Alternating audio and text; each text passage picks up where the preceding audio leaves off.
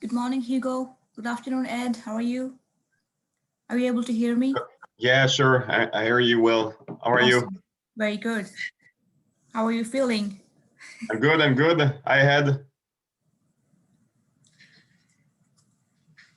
Ed, are you able to hear us? Yes, I can hear you perfectly. Thank you. We're just waiting for others to join, and then we'll do a quick sound, audio and sound video check, and then we can start at 8 o'clock.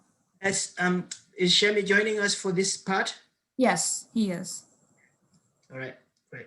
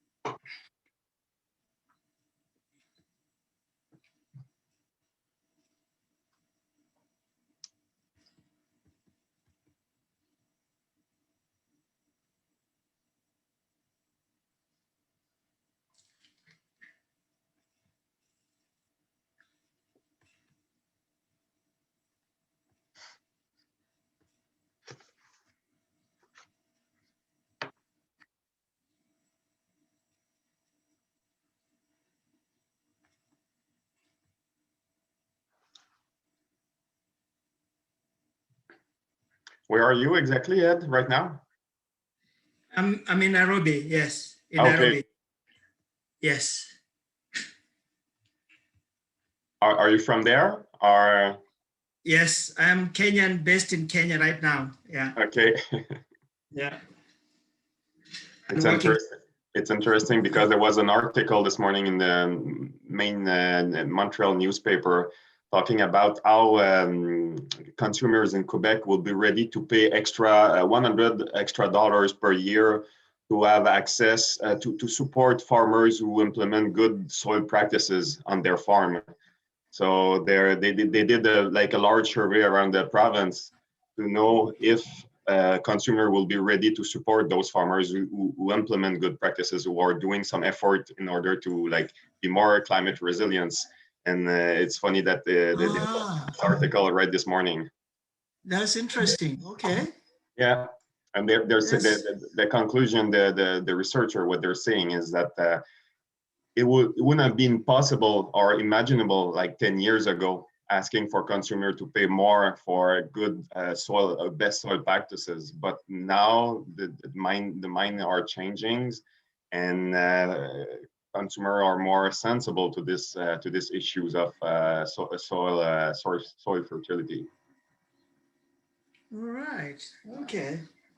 Interesting. Okay. Hi everyone. Bonjour Lionel, hi. Bonjour, désolé, sorry for the, I'm late. No worries.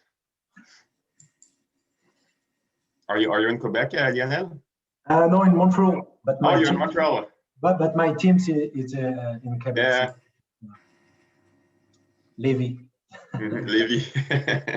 And you are in Quebec City or Levy? No, I'm in Montreal too. Montreal too? Oh, Yeah. Our office is in Longueuil on the South Shore. So, and I live in Montreal in Rosemont. Okay. Hi, Clyde. Good morning, everyone. How's everyone? Can you hear me all right? Yeah, Good sure. afternoon, Clyde. Perfect. Great. Good morning, Manu. I tend to use the headset because I seem to have some audio problems with Zoom. So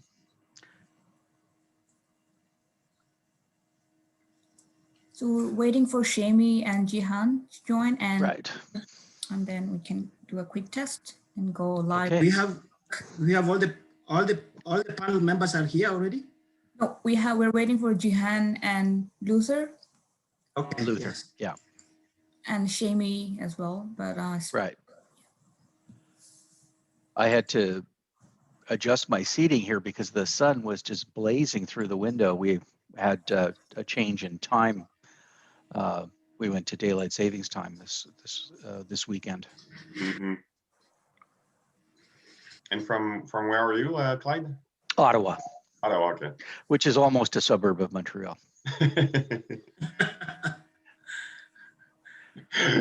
You say it because it's quiet? Well, mostly because it's close. Uh,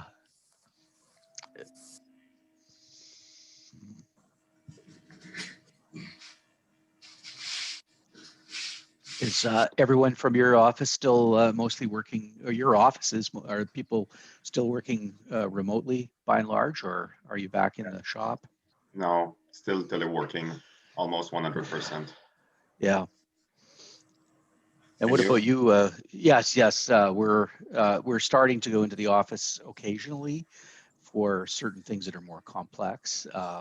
We actually did quite a few of these online webinars from the office, but I think we're getting so good at them, or experience maybe is a better way to say it, that Mhm. we don't feel we need to do that. But yeah, we I think increasingly we'll have a few staff going in from time to time for things that are better to be done in person. Yeah, I expect the same thing. Maybe more in when summer will arrive in June, July. I expect a slow return at our office.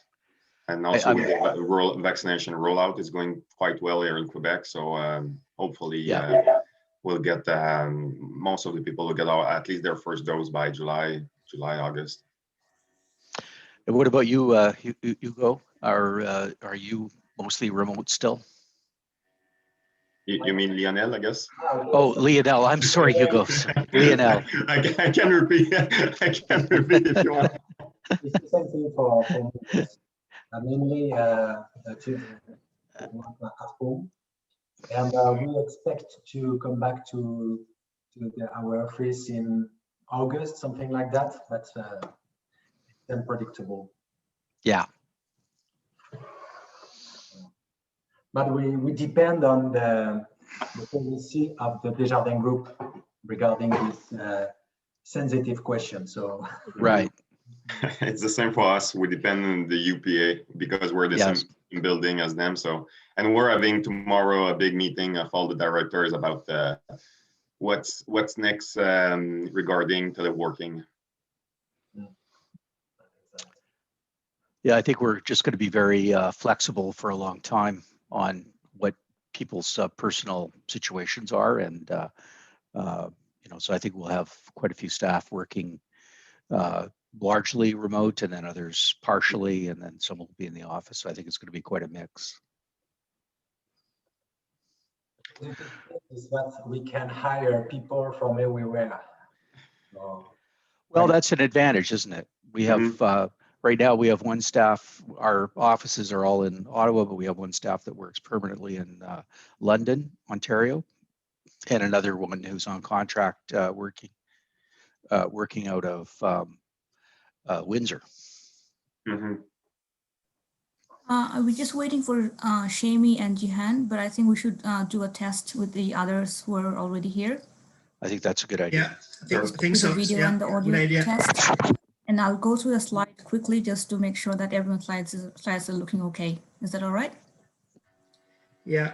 We have about 5 minutes.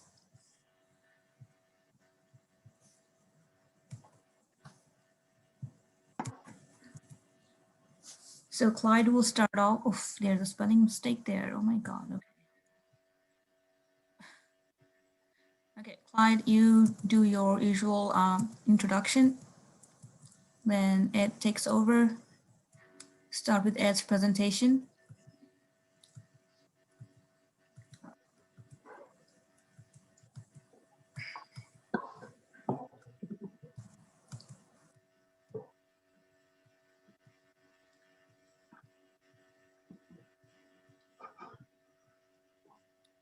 Okay, and then we have Luther. Luther, you're online, right? I think I saw you. Yeah, Luther is here. Yeah, Luther is here. Yep, I'm here. This is your slide deck.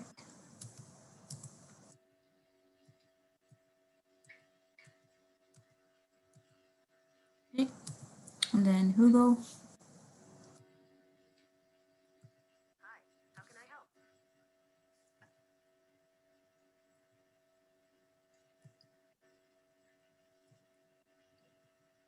And then Lionel.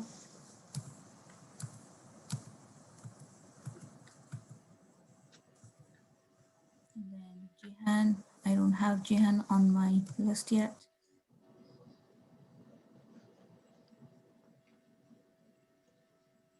So I've taken out all the animations from everyone's slides. If you had put some, just to make sure that it goes smoothly, we don't have to wait for the animations to show up.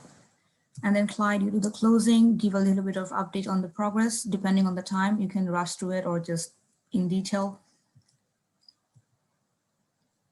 And then just tell them it's a closing session and then stay connected for our next updates on the series. I'm getting a call from Shami. Okay. So I'll just put myself on mute and Let's take that. do the Okay. sound check and video check for everyone, okay? Thank you.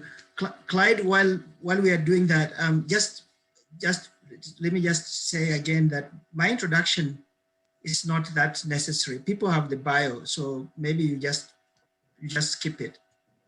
It saves time, and most of these people are the frequent attendees anyway. So is that okay, Clyde? So maybe Clyde is not. We can't hear you, Clyde. Clyde, are you speaking?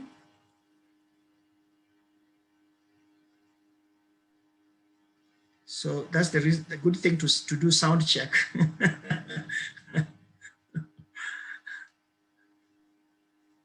Clyde, if you're trying to speak, we can't hear you. Right now you are muted though. Yes. Your micro is off. Can you try again? Labonya, are you back?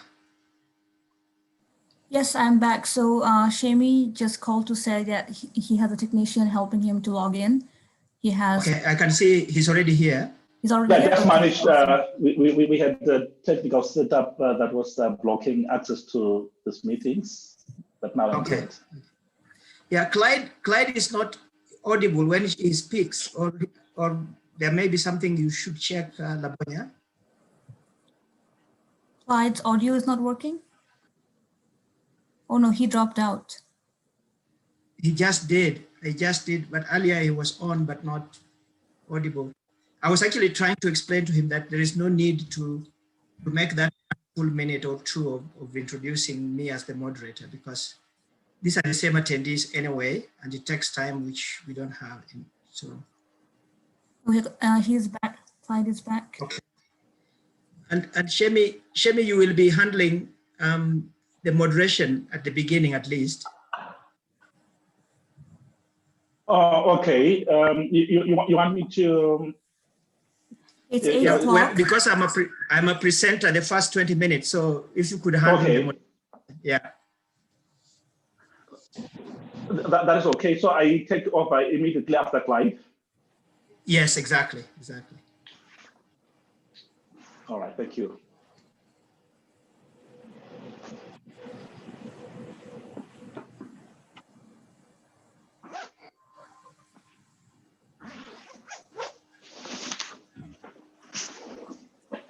Clyde, are you ready? I'm going live now, okay? Clyde, are you there? Still, Clyde is not, we can't hear him, which is, if you have a number, you could call him on the phone just to find out what's up.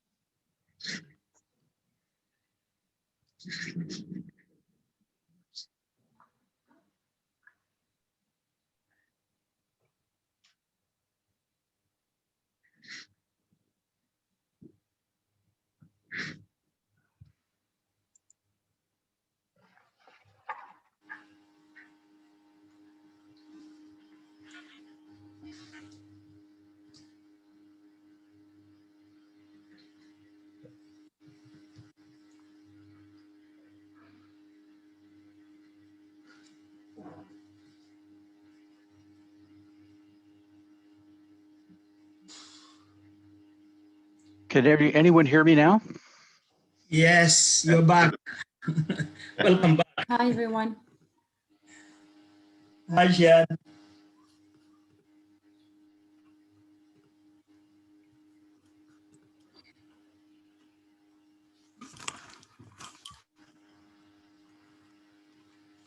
All right, can people hear me now? Yes, Clyde. Good. Okay. We can hear you. All right. Good morning, everyone. Welcome to the webinar number 8 of the Canada Africa for Our Solution webinar series. This is the 8th in the series and final. And this one, we're going to focus on partnerships. Just to remind everyone that this series is about for Our Solution project in Africa and precision nutrient management. The series is brought to you by For Our Solution, the University of Manitoba, Mohammed VI Polytechnic University, with sponsorship from OCP North America. For Our Solution is a Global Affairs Canada funded project that is working to improve socioeconomic well-being and resilience of 80,000 smallholder farmers, particularly women in Ethiopia, Ghana, and Senegal. It is a public-private partnership. The series aims to create a network of African and Canadian scientists and academics with a goal of advancing 4R and precision agricultural science and extension. Next slide, please. At the heart of the 4R Solution project is 4R nutrient stewardship, which is using the right source of fertilizer or other nutrients at the right rate, the right time, and the right place. The 4Rs work to increase production of and yields of crops, but at the same time, maintaining the sustainability of agriculture. Next slide, please. And just this is a quick overview of the partners in our project as you can see on the slide. Next slide, please. And so I'd now like to turn over to our first speaker, Ed Reggae, the founder and CEO of ECI Africa and Emerge Africa. Ed? Thank you. Thank you, Clyde. I think that the moderator today is for this session is going to be Shemi, but I think I'll just continue if Shemi gives me permission to proceed. Yeah, that's very much in order, Ed. You have 20 minutes to give perspectives of the partnerships Thank you. and implications for agricultural development on the continent. Thank you. The first slide, please. So, ladies and gentlemen, as has been said, my name is Ed Reggae. I'm based in Nairobi, Kenya. I am CEO of an organization called Emerge Center for Innovations Africa. And I mention this because it has relevance to the presentation I'm just about to give. Prior to the founding of AC Africa, I used to work for the CGIAR in their livestock center called ILRI, based here in Africa. And during the 20 years that I was in the CGIAR, I had some beautiful exposure to some of the relationships that happen in the research and development area, particularly in agriculture. And I wanted to share some of the experiences I got during this period with regard specifically to partnerships. Subsequent to my working for the CGIAR, I'm now working in the org development space, and I'm working with various institutions in the North as well as in the global South. And I have experienced other types of partnerships that I just wanted to contrast those two, just to explain what partnerships look like and what ideal partnerships could possibly look like. And so next slide, please. So I gave, in two next slides, I gave some examples of partnerships or partnership arrangements that I have observed between either international agricultural research centers or advanced research institutes in the North that are partnering with a national agricultural research and extension system institutions, particularly in Africa, but I also was exposed to some examples in Asia as well. So let me start with this first case study. Next slide. So I define NARES here as the National Agricultural Research System, as well as the National Agricultural Extension System. So that is NARES. but the landscape in which agricultural research and development happens in developing countries is also occupied by civil society, private sector to varying extents, and various types of international, regional organizations and so on. And of course, a big player is the development partner, either a donor or a technical agency. They play some significant part in this process in large measure because they dictate, in developing countries, they actually contribute to nearly 90% of the funding that supports agricultural research and development. So they play a very important role. Next slide. So I give here three examples of attempts to do partnership, to partner in this space.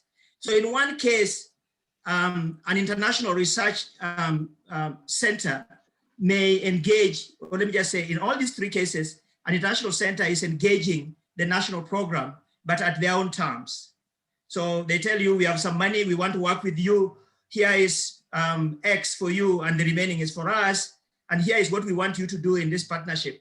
And this is how we want you to do it. And this is how you report to us. And this is what you do when we tell you, kind of thing. So that's examples 1 and 2 to an extent. Example 3 is where the donor says, we want to give money to a CG center or to an international center. And here I will include even our colleague on this call, people like APNI may get money of that kind. So the donor gives you the money and tells you, we can only give you this money if you get a national program in a developing country to work with you.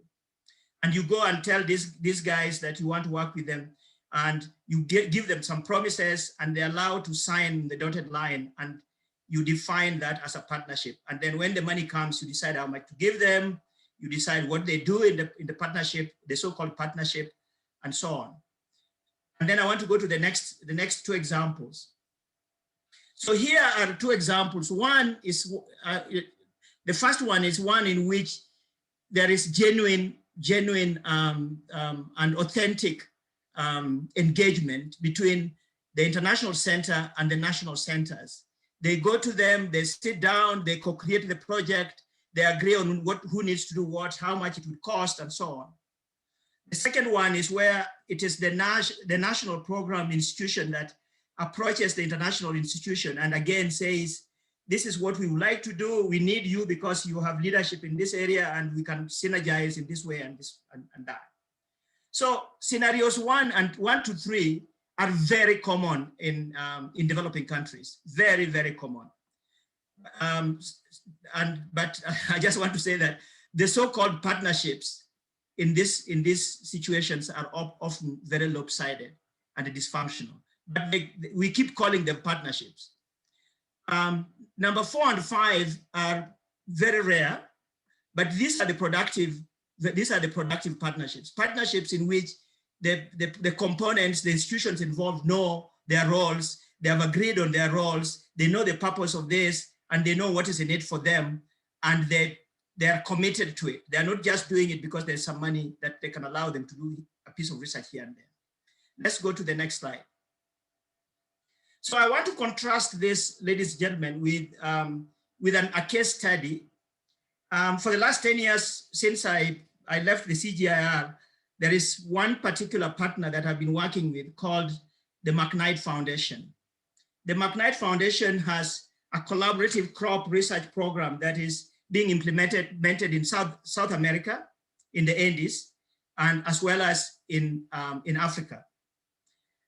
The foundation is a place-based family foundation. It's relatively small, based in the US, in Minnesota. The foundation believes in and practices systems thinking approach in their collaborative crop research work. They are deeply committed to transparency, respect, and equity in partnerships. Partnership approach, in their partnership approach, they pay attention to authentic engagement. Respect for individuals is discussed very intentionally, and the process of implementation is adaptive. listening to what is needed to be done and adapting to do it that way based on the lessons they learn as they go. And the approach is highly contextualized so that there is not prescriptive. Different countries, different communities within the same country, they kind of tweak the approach in order to fit the situation. And they believe in supporting projects until they reach the tipping points where they can stay on their own and lead to scaling. The next slide, please.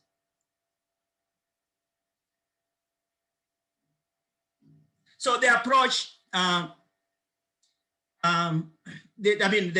CCRP, the Collaborative Crop Research Program being funded by the McKnight, has been on since the 1980s. As I said, this based in the regions. There are 2 regions in Africa, West Africa, as well as East and Southern Africa, and then there is one in the Andes. A small portion of their money is used for what they call cross-cutting projects. These are projects that support all the regions. So for example, they have a research methods support group that supports all the regions with individuals assigned to the different regions from that research methods support group. They also have a soils support group, which is also a project, but it's cross-cutting, supporting all the regions. Regional projects typically link international, national, and local organizations with communities on the ground. And they work very, very often with farmers, researchers, NGOs, and so on. The CCRP projects are expected to generate technical and social innovations focusing on nutrition, livelihood improvement, productivity, and environmental sustainability. And it is expected that large-scale impacts are realized when these new ideas and technologies are adapted to new context, but in a way that is contextualized, as I have said above. Next slide. So I just want to emphasize these principles which underpin the partnership. The community of practice approach that they employ in the 3 regions I have said emphasize networking, emphasize learning, and emphasize collective action. Knowledge creation is at the core, and exchange of innovation and information is emphasized. Capacity strengthening is part of almost all of their programs. And it is believed that through this, learning occurs within, between, and beyond the 3 regions or communities of practice. So the COP itself, which is really a process through which members, grantees come together frequently to share ideas, is a vibrant space for information and exchange, as well as networking and learning. Next slide. So that is the COP approach. I just want to mention in 2 slides another dimension of the CCRP, the farmer research networks. So the social innovation that the McKnight Foundation has adopted of farmer research network is one where research is done by farmers that are networked within their communities and across their communities, and they share the learnings from their plots with their neighbors and beyond their neighbors to neighboring communities, and so on and so forth. So next slide, please. So farmers represent the social and biophysical diversity in those communities, and research, even though it's done on the farm and run by farmers largely, is still rigorous because researchers are actually working with them, not working for them, but working with them. And the networks between farmers and communities foster collaboration and opportunities for learning and knowledge sharing. So that's the concept of farmer research network as done in these projects. Next slide. So as you can see, farmers influence the agenda in this arrangement. Researchers take advantage of this in a way because they can then get big data from different farms that are interconnected, so they can test options by context in terms of whether fertilizer works in a particular area but not in another, or whether there is some kind of interactions that happen, and so on and so forth. And then the extension people are brought to bear on these farms. and communities. Next slide. So I just wanted to summarize that the McKnight approach, the partnerships in it, in both design and implementation of their model,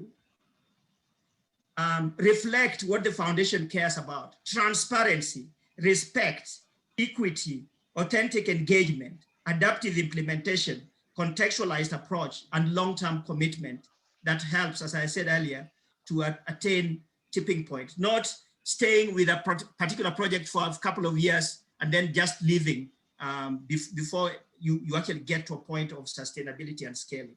Next slide. So I've given examples of what might actually be a good partnership and what might be a problematic partnership. So what is partnership? In our work, because we do a lot of work in partnership as AC Africa, we define a partnership as a legal, as a contractual relationship involving close cooperation between two or more entities that have specified expectations. Importantly, in a partnership, we share both risks as well as rewards. We have stake in the relationship, but we care about both the rewards and how we manage the risks together. That differs from collaboration, which is normally a little bit looser, okay? I just want to emphasize another thing here, that cooperation that makes a partnership work is not between the organizations, it is between people. And a lot of times we spend so much time speaking at institutional level and not remembering that if the people that are running the partnership are not partnering, then the institutions can say what they want for as long as they want.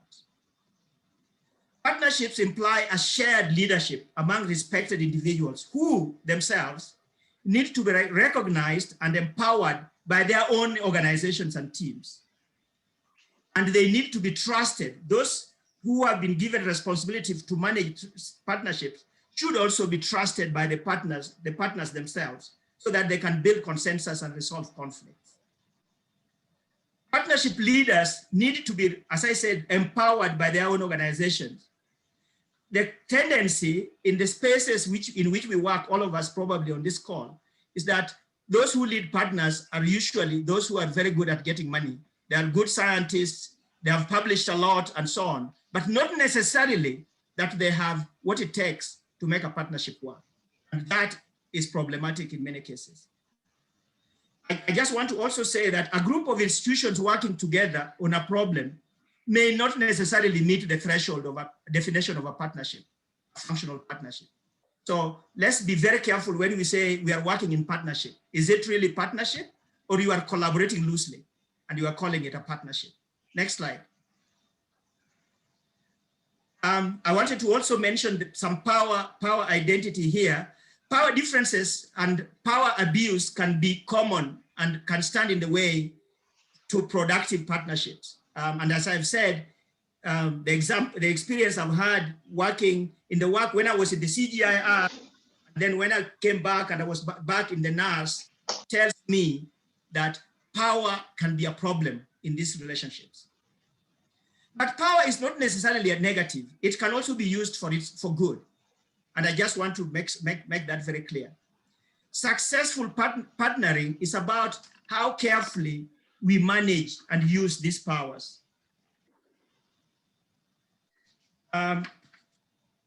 Partnerships that work inherently are power sharing arrangements. I just want to say that.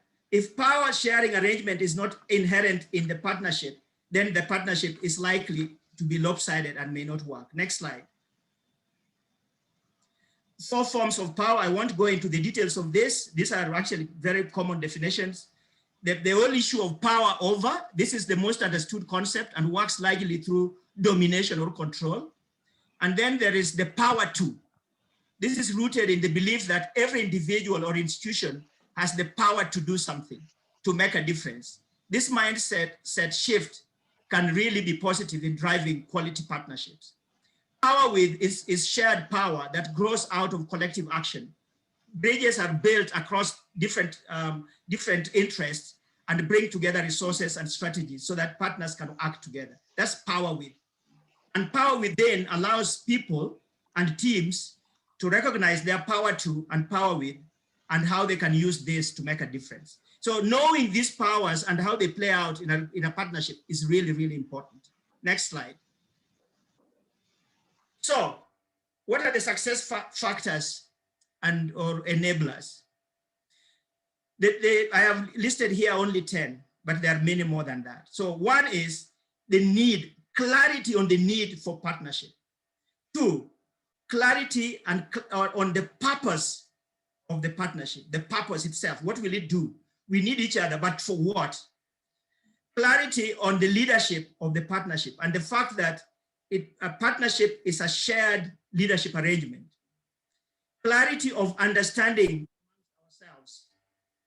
Appreciating existence of different cultures and practices, because we are not all the same. We don't come from the same background. We don't have the same values.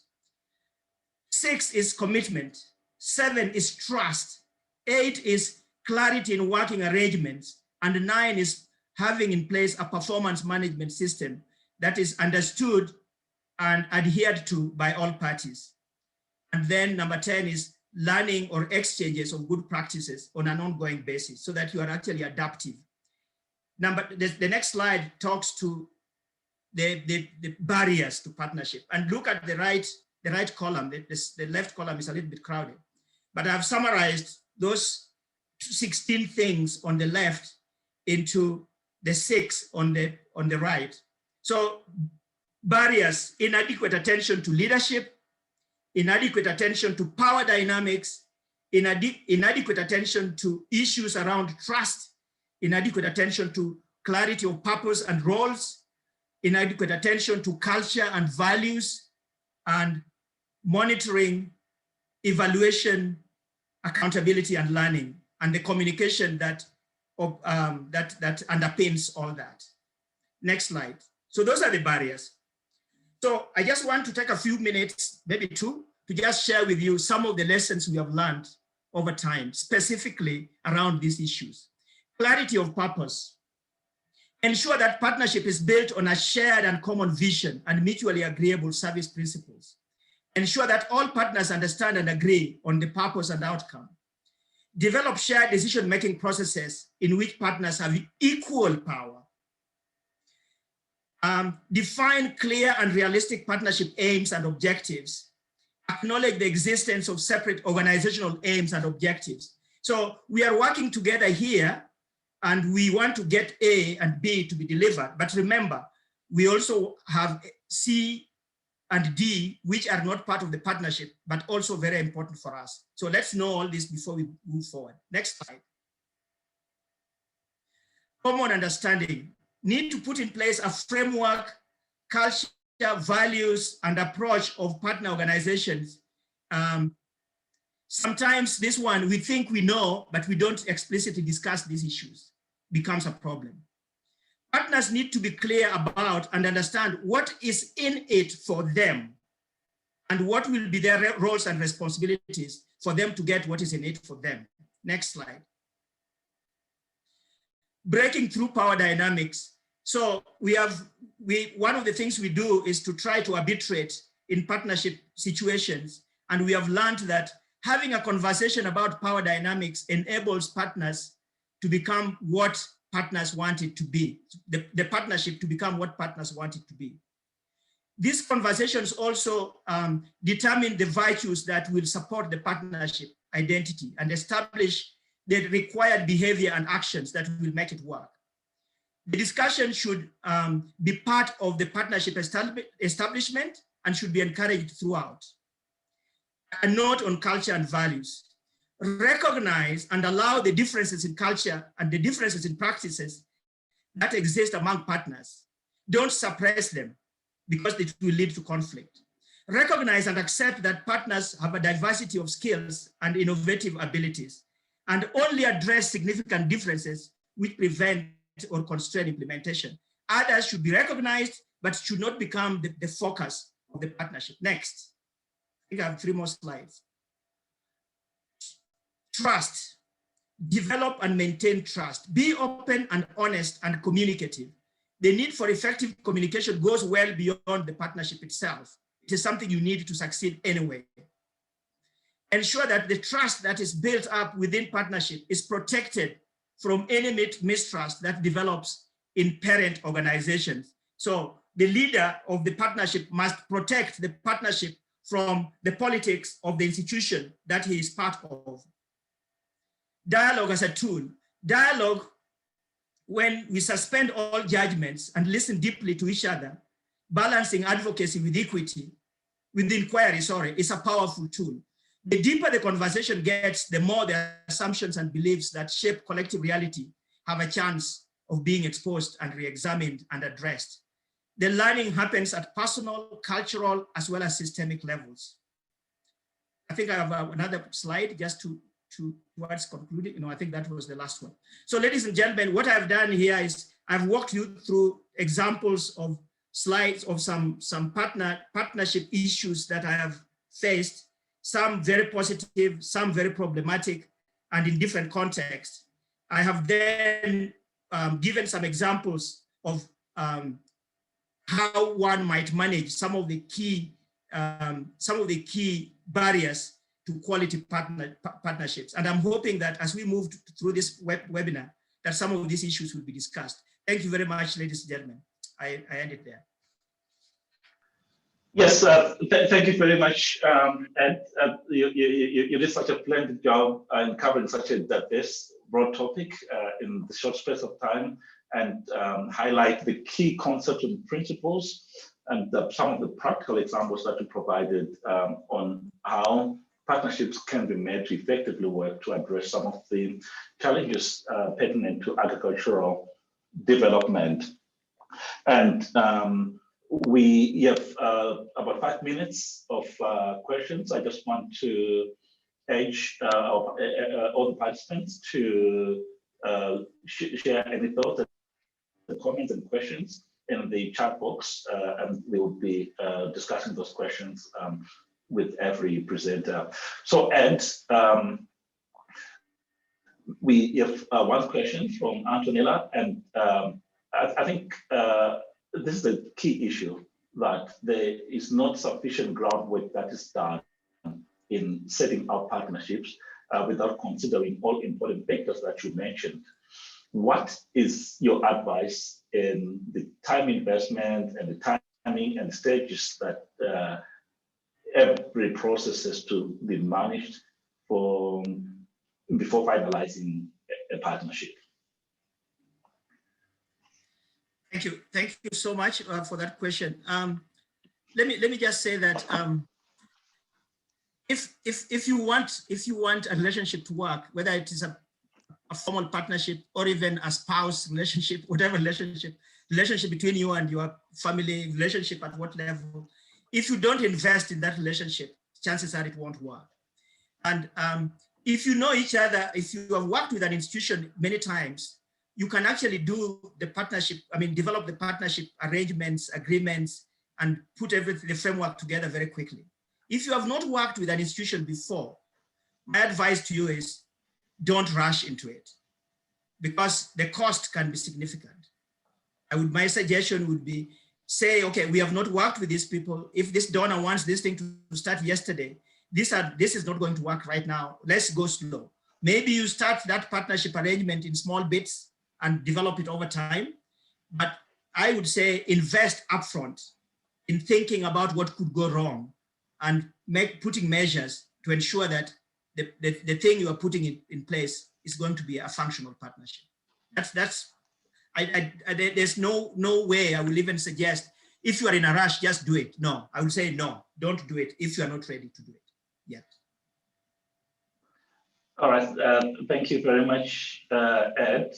And as we wait for more questions to come through, I wanted to ask,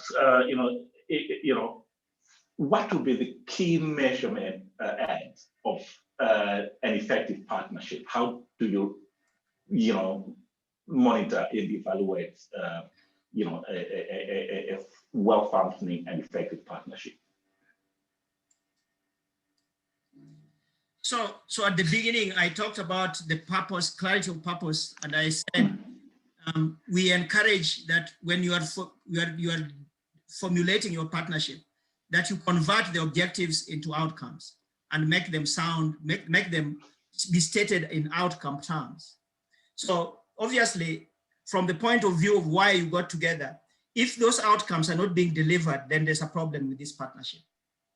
And so let's start there. Let's just be pragmatic and say, first, are we delivering what we said we were going to deliver, the outcomes and the impacts? Secondly, how are we feeling about the process by which, are we having fun? Are we being stressed? And are we using synergy? What is the efficiency? Because you can actually deliver an outcome in a very inefficient way. What are some of the efficiencies that we see that are arising from the fact that we are deliberately and intentionally exploiting synergies? Because that is really why you need each other. Are these being documented? Are they showing that indeed there's the comparative advantages are being converted into synergies, which are being converted into efficiencies? And that is being seen in terms of the outcomes that we are leveraging. So our measure of partnership starts with the outcomes, but then go into efficiencies, effectiveness, and the less tangible things about how do people feel about working with each other. Yeah, that sounds excellent, and I'm sure Ed, a lot of questions will come back as we continue with the very exciting lineup of topics that are coming next. So to get us to the next presentation, I'll hand over the moderation hat back to you, Ed. Okay. All right. So thank you so much, Sheni. So I'll just go straight to Luther. All of you know that you have the bios of all the speakers available online in the portal. So please have a look. I would like to invite Luther, who comes from the International Certified Crop Advisor Program. Sorry, comes from Professional Development and Business Relations, American Society of Agronomy, to make his presentation. Luther, you have your 10 minutes starting now. Thank you, Ed. Good morning and good afternoon, everyone, depending on where you are. I'm in Wisconsin in the United States. So here we're at early morning. I'd like to talk with you a little bit about the International Certified Crop Advisor Program, which is part of the American Society of Agronomy. And I'm working for the American Society of Agronomy, Crop Science Society of America, Soil Science Society of America.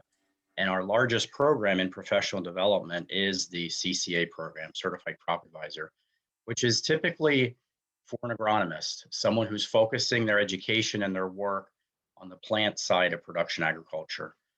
Plants and soils. And that's where the Certified Crop Advisor program is focused. Next slide, please. So I'm going to give you a little bit of background about the program, who the people are, how it's structured, how it could work where you are, and a little bit of how we do things, and then introduce it from that perspective. Partnerships, which is the theme of our discussion overall this morning, we work with all segments of production agriculture to form the program and to manage it and maintain it. So the structure is based on that collaboration with the private sector and the public sector. Private sector is the largest employer of CCAs, typically ag retail type businesses, farm cooperatives, organizations that work with farmers to provide them their inputs, as well as provide advice in agronomy, the business side of it. And the public sector with universities, academia, research stations, and then the government agencies focused on agriculture and the environment. So that's always been a collaborative effort when we first started the program back in 1992 to today, because our boards are made up of representatives from each of these segments of production agriculture. And building on that partnership, as well as farmer groups are involved, because we view the farmer as the ultimate end user of the CCA program. Our clients are the people we certify, are the advisors, and their customers are the farmer. But we want this to be a benefit to the farmer and what they're doing. And that's how we view that. So next slide, please. Internationally, the program itself is based in North America currently.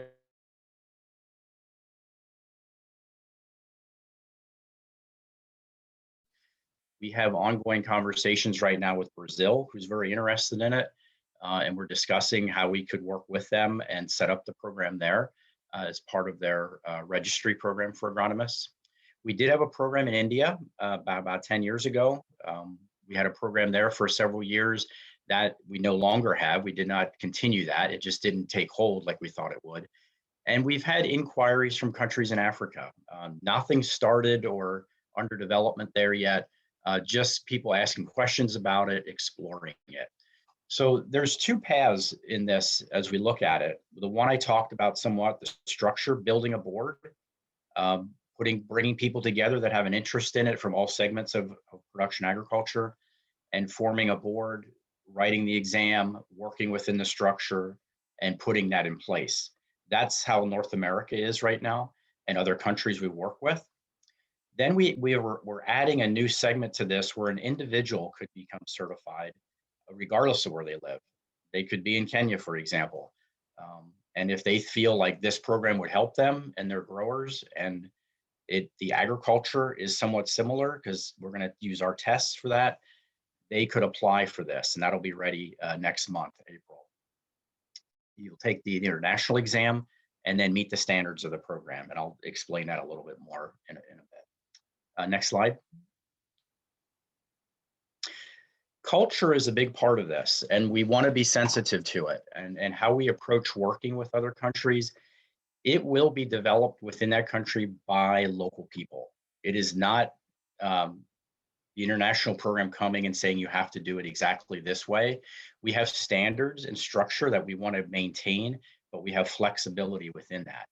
So we take what we know and then learn how we have to adapt that for the host country, because we know it's different, and especially from cultural perspectives, and we want to be aware of that. We know we have to consider the agronomy science that's there. Now, there are certain practices and principles in agronomy that hold true regardless of where you are, and it's a standard, and that's mostly what's on our international exam. We know the geography doesn't change certain things. And then there are other things, that geography does change. Soil types, for example, climate, what types of crops are grown in certain areas. So we have to be aware of that and take that under consideration. What kind of education level do we need to work with, and what is available? What's the local agriculture? And then the local people in that host country will form that team to develop it. They'll have all the material that they can look at and draw from what we use in North America, and then they adapt it. And that's kind of how we did it when we opened up Mexico. They took what we had in the United States and Canada, and they adapted it for their conditions. So it is truly a partnership of working together, and there's flexibility in there to build that. And culture is a big part of it, and we want to be aware of that and be sensitive to it. Next slide. This map gives you a picture of where the program is today. We have over 13,000 people in this program that are certified crop advisors, the largest amount of them in the United States. That has the longest history. But we also have 5 specialties that add to it. You could be a CCA, and then you can add a specialty on top of that if that person is interested in it, that their work has specialized into a certain segment of it. We have one for a certified professional agronomist. For our nutrient management, which is part of this discussion today, is one of those specialties. So a CCA that is focused in nutrient management can take an additional exam and become credentialed along with their CCA for our nutrient management aspects. We have sustainability, resistance management, precision ag, and then manure management is only available in California. So each one of these colors represents a state or a province or a region, but it also represents a local certifying board.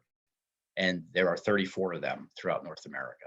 And again, they have representation from all segments of production agriculture. Next slide. So a little bit more background on who a CCA is. As I mentioned, predominantly they work in the private sector for a farm supply type of business. They could be independent too. There's a small percentage of agronomists that just have their own business and they only do consulting. but most of them work for ag retail type businesses, farm cooperatives, providing advice and inputs. We do survey work about every 6 to 7 years for the program, just to keep an understanding of who the people are and what's changing. The number of women in our program has grown, which was nice to see. We're up to 14% now. That was up from 7% in 2013, and we had just done this survey last year. So we're seeing growth in that area, encouraging more women to be involved in this. So the program itself only looks at if you can meet the standards. The individual can meet those standards. It does not base it on where the person works or who they work for or gender. It is based on knowledge and their ability to pass the exams, have the education experience, and then sign the code of ethics. Next slide.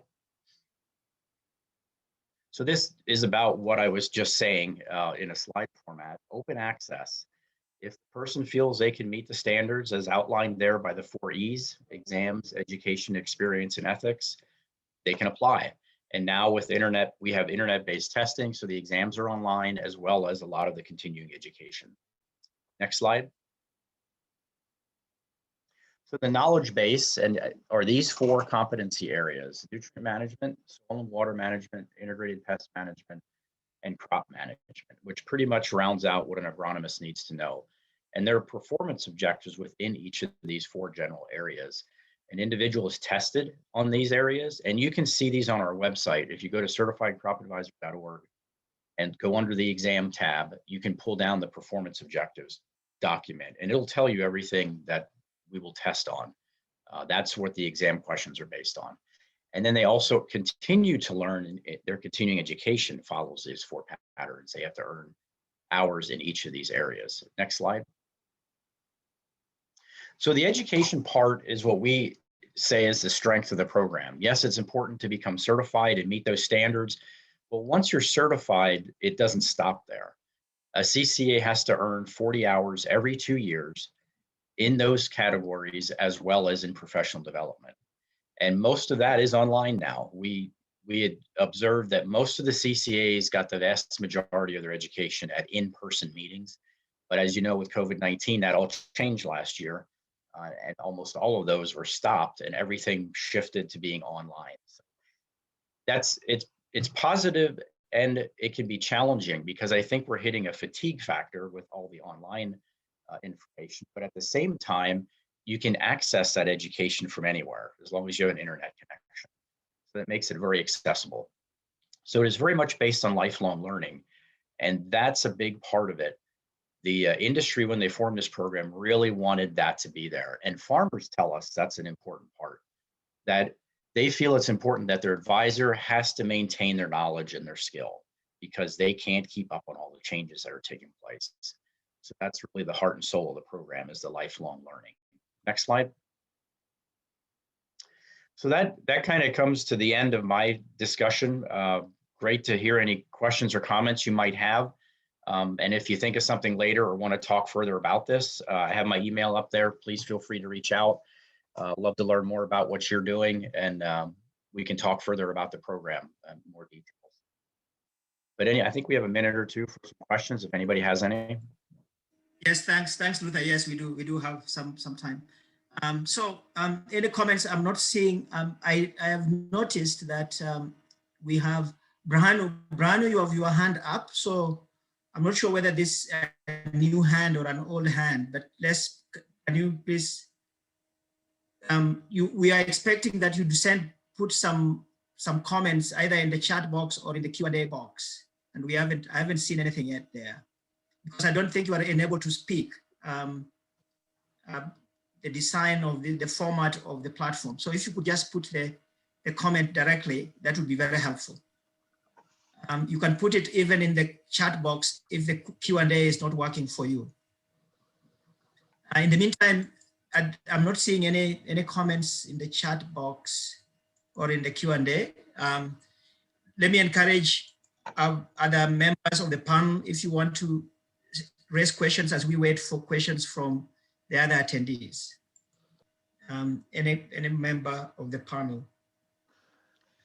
Yes, Ed, I think yes. I just wanted to before I post my question, I think Daph has submitted a question which we can address first. And, Okay. and his question is on the cost, on how the CCA model makes money, the business model behind the concept. Yeah, the CCA program is funded from internal fees based on the exam. There's a fee to take the exam. And then there's an annual renewal fee. Each year, a CCA pays a fee to maintain all that and their records and being certified. It ranges currently in North America, United States and Canada. The annual renewal fee is anywhere between $75 US up to 150, depending on where you are. Each local board sets that fee. And then the exams, the international exam is at $200 US. And then the local board, because there's two exams, the local board exam is $100 US. And those fees, I'm saying US because that's what it's all based on now. As we look at individuals coming from other countries, from the individual approach, we will look at that to see what the economics is in that country where they live and work and adjust those fees accordingly. Based on the World Bank standards. That's how we're going to work with that. We realize the economics are different depending on where you are. So, Jihan had a hand up. Shemi. All right. I think we could ask Jihan can actually, I think she's access to asking the question. She could go ahead and pose a question. Yes, thank you, Jamie and Ed. My question was related to the example of India. So you said it didn't work out as much as you were expecting. So I was just wondering the reasons why. And since we know that India can also sometimes be comparable to Africa, do you believe those reasons can also be applicable to Africa? The primary reason India did not continue was it was started with grant funding. And then as we had to implement fees and renewals, people became certified, but they did not renew it. Industry seemed to be very interested in it and supporting it, but there was a disconnect there on that you had to earn continuing education every 2 years. That didn't seem to be picked up. And then also have those renewal fees. Do I think it could work in other places? Yes, I do. I think from the beginning, we have to understand how it's structured, has to be set up, and adjust the economics to be at the local level. And then work together to determine how that best works and communicate that more often. I think there was a lack of communication internal. We had an internal partner that was trying to manage it for us. I think we have to be more involved directly and working with a partnering country. That's kind of what we're doing with the Brazil example. Brazil already has a registry in place, so people are used to being registered, certified through that. They have to do that to work in that field. Our program would become part of that. So that we already have a group there, Confea, that would manage it for us. So that would be helpful. We'd look for that type of partner relationship wherever we would want to start the program. So we learned a lot from India. I think we can still do it in other places and make adjustments accordingly. But having people involved that live and work in that host country is very important to making it successful. Luther, it's Clyde Graham. I just was wondering if the program were to come to Africa, would you tend to see it being done country by country or by regions such as East Africa or West Africa? And also just if you could comment on the role of agribusiness in supporting the CCA program. Mm-hmm. Clyde, I think it would really depend on what would work best there. In the States, we did it state by state. And part of that was driven because the political boundaries also is how the regulatory boundaries work from that side of things. But when we step back and look at that now, we would have, if we could have just redesigned it, it would be done by region based on agriculture. We would have done it by agricultural regions, and those don't follow the political boundaries. So I'd say we'd look to people living in those countries in Africa. How do they think it would be best set up? How does agriculture operate there and work? Is it by country? Is that the best way to do it? Is that how people identify it? Or can you do a region and follow the agricultural regions? And your second part of that was agribusiness involvement. That was very important to North America because agribusiness was the employer of the vast majority of people in this program and still is. A CCA typically works for an agribusiness type of organization. So the employers were very supportive, meaning they encouraged their staff, their employees to become certified. They felt it was important to their credibility and reputation. The early days, it was driven by the potential for regulation in the United States, but that disappeared, not completely, but wasn't as talked about as much after the program was formed and was successful. It kind of met that need without having government regulation added to it. Shemi, we still have about a minute and a half. I think there's a comment from Dave Rock. Can you see it? Yes. Yeah. And I think yes, a few interrelated questions. And one is if the CCA supports exchange learning between countries, and cross exchange of ideas between regions, or the regions are tailored to specific the programs are tailored to specific regions of the world, and then whether there's also additional interventions around business models in working to save customers support for use of inputs, I think, for more of the application of the knowledge as well. The first part, I think I'm going to make sure I understood what you're asking. The exchange of people, were you asking about? Learning programs, I think, in both capacity, but also maybe in terms of the knowledge resources that are used in the training programs. Okay. The interaction of the people and their knowledge base, is very important to this for CCA.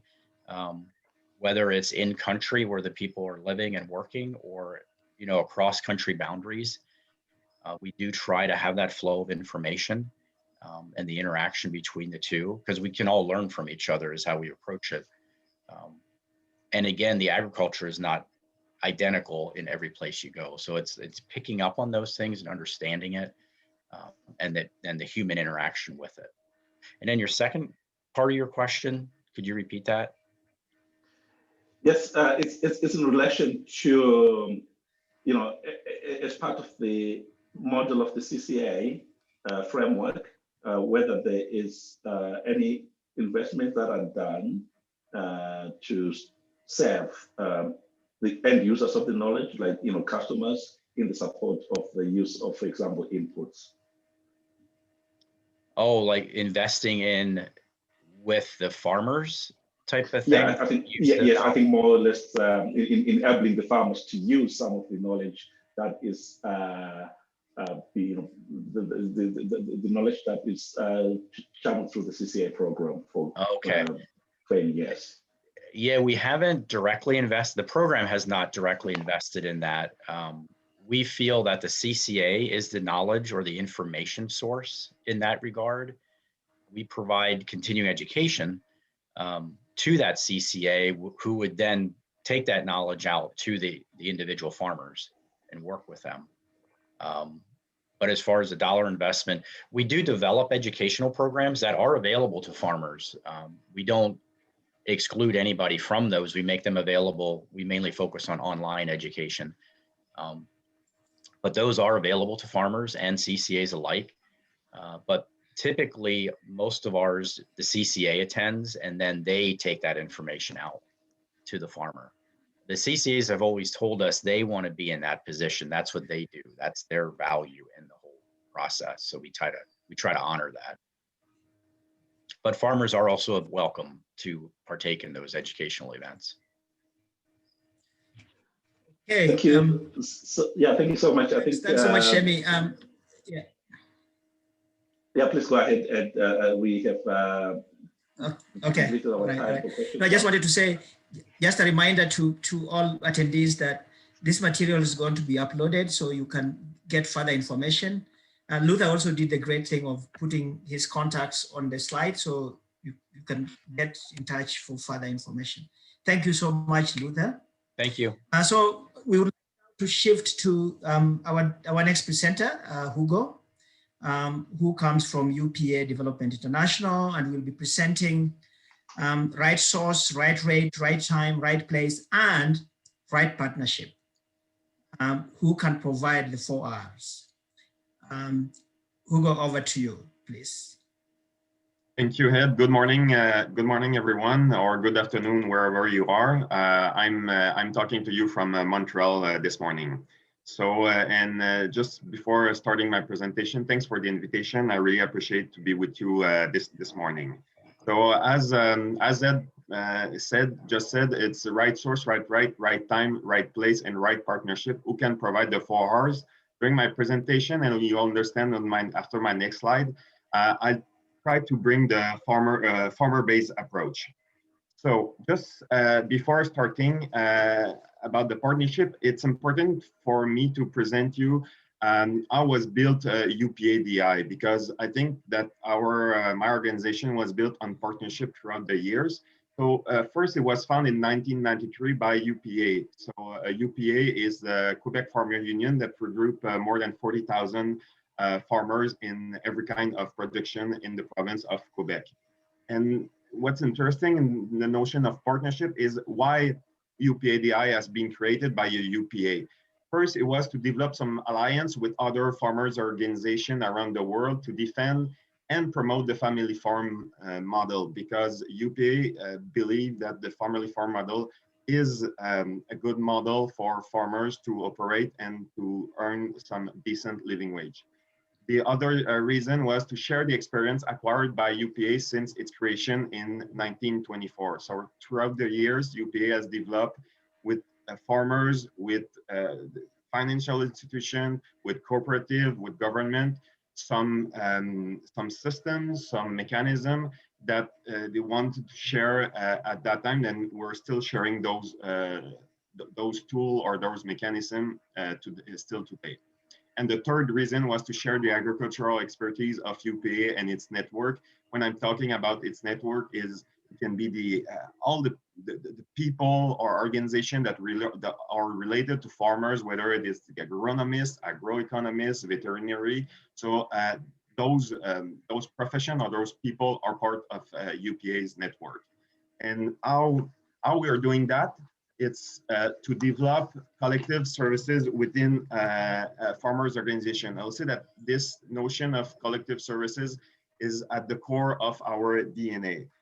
The second point is to empower and strengthen democratic farmers organization. And the third point, as I just said before, it's to support family farming. Next slide, please.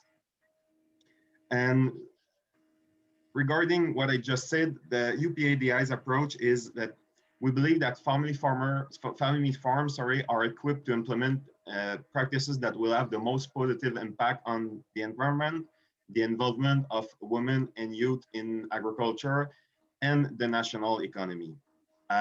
We also believe that farmers' organizations are a vector of change that must be supported to advance progress in the agricultural sector. We must say that in most countries, farmers'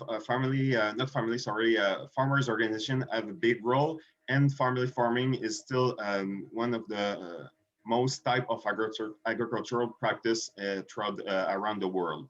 And the third point is the collective action is a proven approach for farmers to live decently while benefiting the other stakeholder of the value chain. And still regarding the notion of partnership, in the 2019 and 2024 action plan of UPA-DI, our vision is to bring together the expertise. So let's jump in the topic of fertilization or soil health. So how are we translating this approach on the field and in the soil? So I'm just gonna talk to you a little bit about one of our projects. It's called Décale Souffle. I don't know if there's some Senegalese around the table or around the screen today, but it's mean giving new life to soil in Wolof. So it's in Senegal and it's financed by the Quebec Ministry of Environment. And also there's a counterpart from the FAO. So we're operating in Senegal since the early years 2000, and one of or some of our assertion is that there's an advanced soil degradation in the country, mainly erosion or salinization, depending the region. There's no or very few soil analysis that conducted by family farms. There's also a lack of knowledge regarding soil health, like source, rate, time, and place. And there's also a growing interest from family farmers to improve soil health for economic and environmental reasons. And let's not forget that when we talk about family farm, there's a notion of the youth that are going to take over the farms to their parents. So it's important for parents to let the field the field and the soil in good condition for their children. And one of the solutions we came up with with our partners, farmers organization on the field, is the need for agricultural extension services at the family farm level. Next slide, please. So how we're doing that? So it's a project that we have started like a few months ago. We already have an experience with another project with the FAO, but at a smaller level. Now we're trying to scale it up. So the first step is to implement a collective services within the farmers organization dedicated to advising farmers on good soil health practices. In that case, where the partners, the main partners of this step are the farmers organization, because how we can reach the farmers at the farm level is throughout farmers organization that have for whom the farmers have confidence in. The second step is to train a network of field agents, whether it's technician or even farmers that can do extension, who will work for the farmers organization in the advisory services. In that case, in Senegal right now, we're working with the ANCAR or the INP. ANCAR is the National Agency for Extension Services, and the INP is National Institute of Pedology. So we're working with some national agency to put them in the project. The third step is to share the Canadian experience of organization working in extension services. There's two organizations here in Quebec that who are working closely with farmers in extension services. There's VIAPOL and Coordination des Services Conseil. Those two organizations are very close to the farmers, and they have structured the services at the farmers level. So we're working with them so they can share their expertise with the Senegalese farmers. And the next step is to involve Canadian farmers to share their experience on the field and to welcome also farmers from the South here in Canada. So for us, the notion of partnership between farmers to farmers is very important. We have been doing this since our creation in '93, and we're still doing that on a wide, at a high level. So a lot of farmers, a lot of Quebec farmers are participating in missions or mandate in the South. And as well, there's a lot of farmers from the South, in that case, Senegalese, who are coming here to see how the farmers here organize themselves. In that case, it's regarding extension services. And the last step is to bring specific and complementary expertise to the intervention. Just for example, we're working with the private sector, and we just signed in January an MOU with OCP to try to see if it's possible to work with them in that project or in other projects, because we know that they have some expertise that we don't necessarily have at UPABI. And the objective of this project is to reach a family farm on their farm, as I said, to also provide soil analysis, because most of them don't have soil analysis, so they grow crops without knowing what's in their soil. Provide advisory service on best soil practices, and improve productivity and climate resilience. Next step, next slide, please. But I think there's still a missing link, and I'll talk for myself. I see this quite often in some project. It's the public policies. Individual intervention in especially in environment will eventually, I think, need public support to be continued and scale up. The Paris Climate Agreement is clearly an opportunity to implement better practices in soil health. And as you might know too, there's more and more big international fund related to climate that will be implemented or are already implemented for project in environment. And for us, we're working with our partner to document the results in order to influence those public policy. Because if we just keep it within ourselves or within our direct partner, it's going to be difficult to have an influence on public policy or on government. And lastly, local authority and government should be part of the who can provide the 4 Rs if we want to, as I said, to continue those intervention and scale them up. So that complete my my presentation. Thank you so much, Hugo. We have time for discussion. Thank you. Shemi, can you just check whether we have some questions already arriving in the box? If not, in the meantime, I'm encouraging everybody to submit your comments, your questions, so that this can be picked up here. Yes, we're still waiting for questions to come through. Yeah. In the meantime, any panelist can raise questions, can surface some questions for Hugo, please.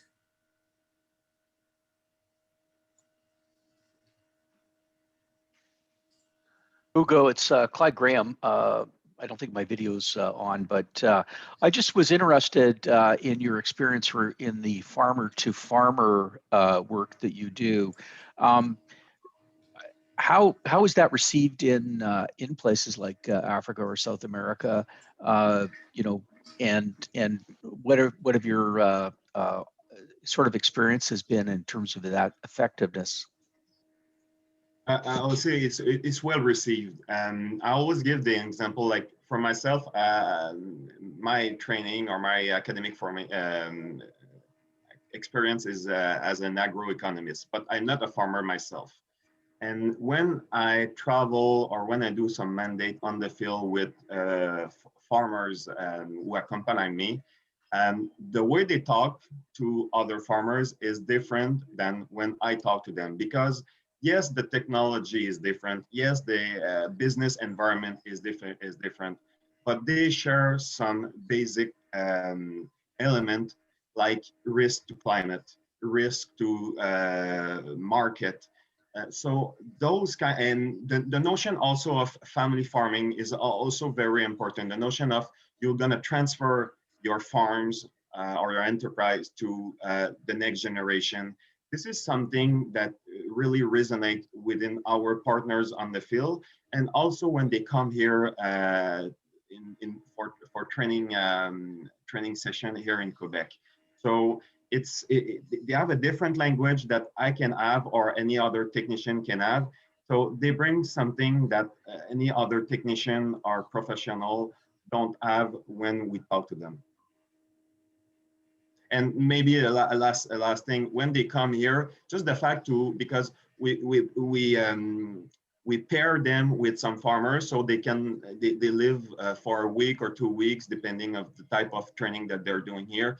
They live on a farm. So on a daily basis, they know and they learn what a farmer here in Canada is doing on a regular basis.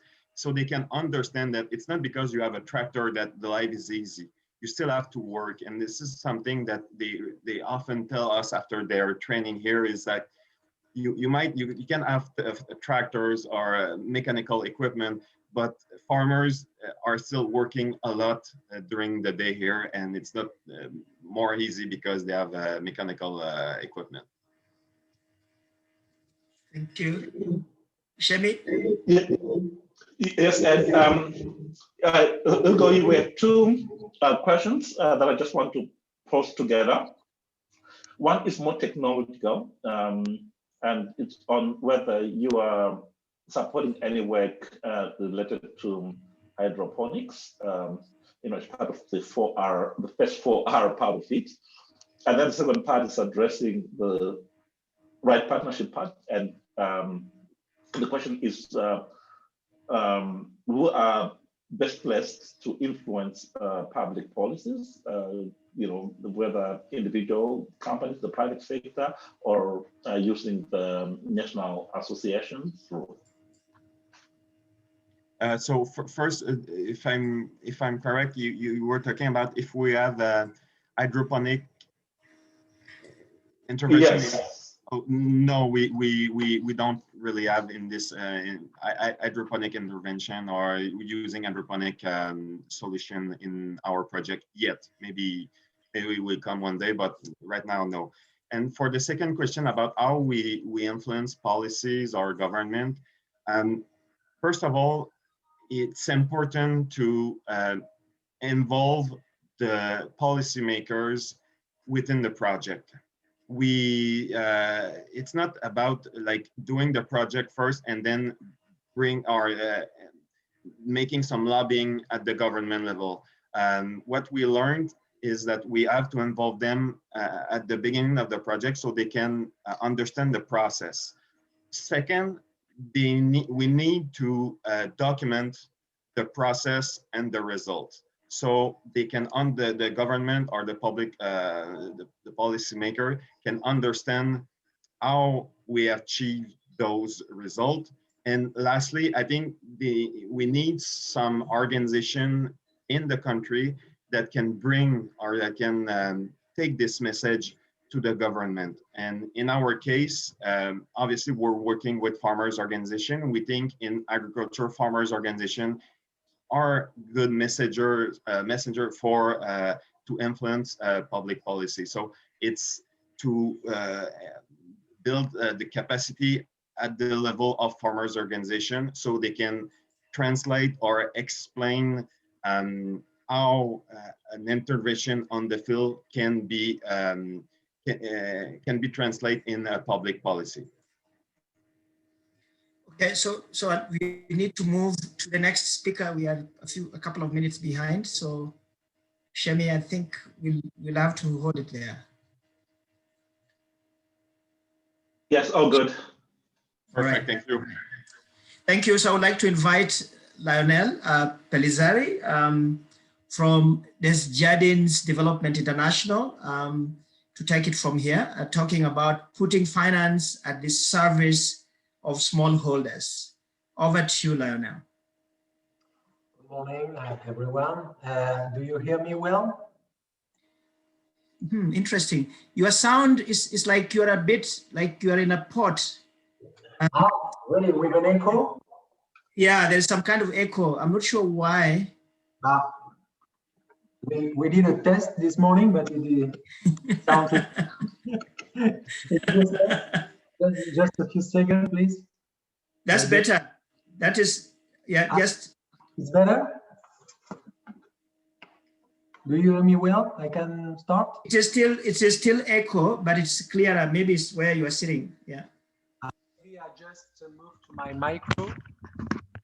Here it's better? Yes, yeah. Okay, so I start. I'm very pleased to be here with you this morning. And on behalf of Développement International Desjardins, DID, I thank Fertilizer Canada and its partners for inviting us to this webinar. So the 4R solution project is very, very interesting, and it fits very well with DID's approach. With 50 years of experience in inclusive finance, we believe that facilitating access to financial services is key to empower farmers and improve food security for all. But so far we discussed about a few issues. I noticed the limited quality of the production, the poor post-harvest handling, the limited access to markets. For my part, I'm going to focus on a fundamental issue, which is the lack of access to financial services, especially credit.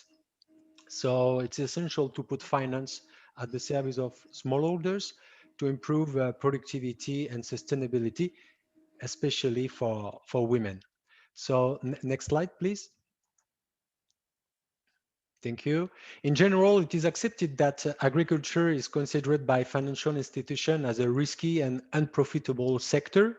Very little credit is offered for production and investment, mainly because the risk of production is high, especially because nature remains unpredictable. Most producers have little capacity, especially technical and material. Loan officers in financial institutions have little knowledge of the sector and the clientele of farmers. They often apply the same rules and approaches for all types of borrowers. So as the graph shows, the lack of access to finance puts smallholders in a vicious cycle. Poor access to credit leads to low incomes, which limits the capacity of investments in terms of cultivated area, mechanization, and equipment. So the means of production remain weak, and so does the agricultural production. So this prevents farmers from providing the financial institution with the needed track record and sufficient collateral to access credit for the next seasons. So, and so on and so on. So it's a vicious circle. Thus, the underfunding of agriculture structurally limits productivity and innovation and contributes to maintain a cycle of chronic underperformance of the agri-food sector. So we must therefore break this cycle and improve the productivity of smallholders. Insolvency problems are therefore induced by insufficient credit, forcing farmers to use low quality inputs and improper practices. Next slide, please. This diagram illustrates our financial inclusion strategy. Financial inclusion strategy that aims a sustainable transformation of agri-food system. So it's important to work at three levels, the supply, demand, and environment. So at the level of supply, so for the financial institution, they offer product and services, and the objective is to remove barriers to entry and help financial institutions better meet the needs of smallholders. So how? By designing or adapting product and services based on an analysis of needs and clienteles, of course, by implementing new methodologies of risk evaluation, new credit granting process, and new financial mechanism to mitigate risks. For instance, setting up a guarantee form or an insurance, a crop insurance. By adopting also gender-sensitive operational and governance practices, for instance, by easing collateral requirement, especially for women. So we need to work also at the level of smallholders farmers to increase their capacity and power to act. Smallholders, including women, need to properly use and control financial products and services. As an example, we know that in certain cultural contexts and in the family sphere, a woman can lose control of a bank account, her assets, a means of payment. So therefore, there are several programs seeks to build and strengthen their capacities in terms of leadership, entrepreneurial skills, and financial decision making. And finally, we need to work at to create an enabling environment by working with international and local partners to improve three things: access to productive resources, access to market, and also at the level of political, legal, and cultural norms, including working on discriminatory perceptions, beliefs, and norms against women. Next slide, please. To illustrate this transformative approach, I would like to present the IDRC-funded research project that DID implemented in Burkina Faso in 4 provinces for the maize and the cowpea value chains. So with our 3 partners, so the RCPB, Réseau des Caisses Populaires du Burkina, which in English it's the Credit Unions Network in Burkina, the Laval University, and the INERA, Institut de l'Environnement et Recherche Agricole du Burkina. So that's the research center specialized in agriculture in Burkina. So the purpose was to demonstrate that improving access to finance increases the effectiveness of innovation deployment and increases the agricultural productivity of smallholders. So very important to say that the approach was based on the establishment of a dialogue between the different actors of agricultural development, namely financial institutions, of course, for us, farmers' organizations, entrepreneurs in the agri-food value chain, researchers from research centers, and the ministries concerned with agricultural development. And the project built a solution, an integrated solution with the following elements: a technical kit and agricultural practices to be promoted, extension services program, a capacity building for farmers organization, and innovative credit, the CIPA. The CIPA in French is the Crédit à l'intensification pour la production agricole. In English, it's, we could say, credit for the intensification or enhancement of agricultural production. So it is this last element I would like to emphasize. Next slide, please. Thank you.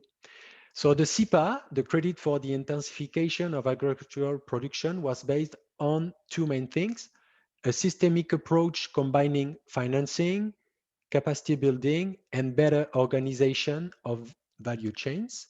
And second, a group loan methodology to reach very small producers and women in particular. The CIPA was rolled out in 4 LCPB credit unions on the pilot phase over 2 completed seasons. Alors, the CIPA has the following features, like you can see on your screen: an authorized amount based on a technical path defined by INERA to optimize yields, seeds, fertilization, phytosanitary protection, and PICS bags for grain storage. So the credit finances 100% of input needs. It was conditioned to a needs guarantee, so mainly savings as security with 10% of the loan, so like a cushion on your savings. And second, a joint guarantee by farmers' organization members who have benefited from the CIPA. The interest rate, 1% per month, so it's pretty low. An agreement with suppliers ensures the delivery of the necessary quantity of quality products and on time. And it's important to mention that there is no subsidy. Next slide, please. And finally, the results. So the results were pretty convincing. More than 1,300 loans were granted in 2 years, and 50% to women. So with a loan acceptance of 93%, so that demonstrates the inclusiveness of the program. Almost 100% of loan repayments, so it's a big success from this point of view.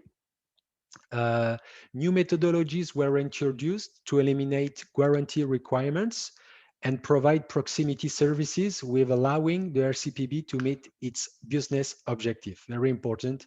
We don't have to forget the business objectives of different sector private actors. Partnership with the private sector significantly improves smallholders' access to quality input on time and near their production site. We noticed also an increase of planted areas, yields and production, sales of agricultural production and household food security. We note better access for women to product and services near their village. The best results we had was for the COP value chain, mostly managed by women. And the lesson learned were very instructive.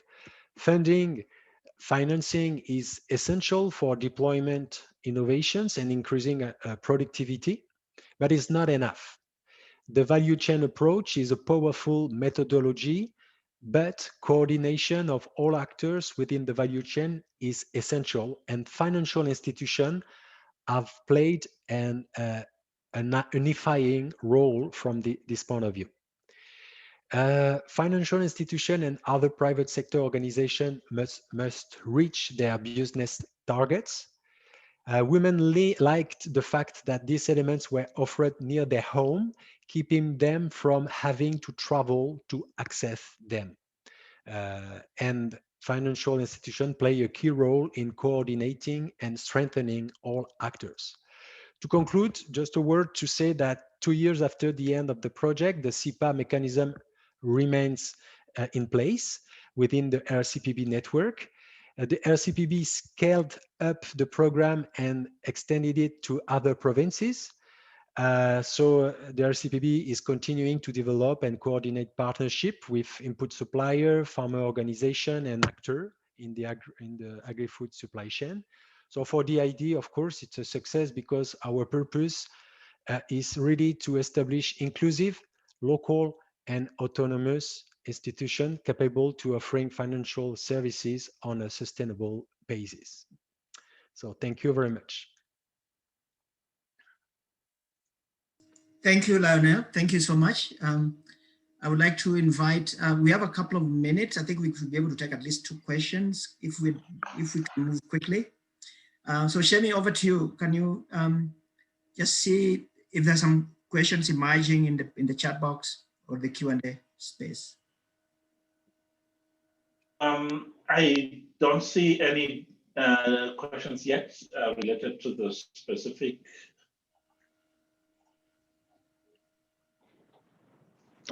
program. And Lionel, it's Clyde Graham from Fertilizer Canada. I am interested in your views on with microfinance or any other financing programs. Ultimately, there's going to have to be a way to source the capital to lend that money. How do you see that capital being raised in the African context? That's a good question. Thank you. The source of capital is multiple. It comes from the field first, because the microfinance institution have access to funds themselves. But with the COVID crisis, we saw an issue regarding the capital sourcing. And to respond to this new issue, we think that it's important to bring new capital, new source of capital through investment fund. That's why in the idea we developed a new investment fund called Equitas Fund to bring new and fresh capital to microfinance institutions to enable them to play their role regarding the agricultural sector, because it's not a question of cost, it's just a question of capital. Do I have it or not?